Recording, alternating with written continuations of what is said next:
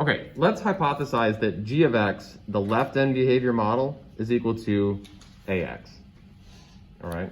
Now, this is just where a is some constant and b is some constant, okay? So something times x plus something times e to the negative x, all right? And as you might guess, or you might hypothesize, the constants don't matter. If it's a 7 or a 12, who cares, right? E to the x is going to dominate it, or just x is going to dominate it as x gets large. So let's check. If we're checking a left-end behavior model, then we need to look at the limit as x approaches negative infinity of f over g.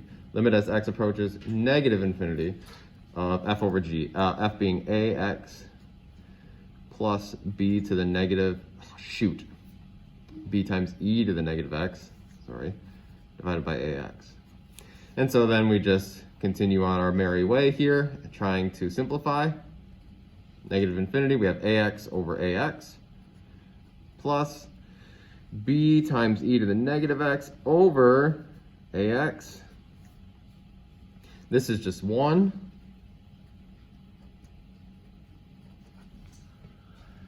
So we have 1 plus b. Now, okay, I'm going to do this now. So I'm going to take this e to the negative x and I'm going to put it in the denominator because e to a negative exponent is the same as 1 over the that power to a positive exponent. So it'll look like this. So b divided by ax e to the x. That actually wasn't that helpful as I thought it would be. I'm going to leave it. It doesn't matter that much, but for what I'm about to say, it's nicer if it's in the numerator. So now let's think about plugging in negative infinity. Well, this will go to 1. That's good. It's fantastic. Plus, when I plug in negative infinity here and here, well, in the denominator, I'll get very large negative numbers as that approaches negative infinity.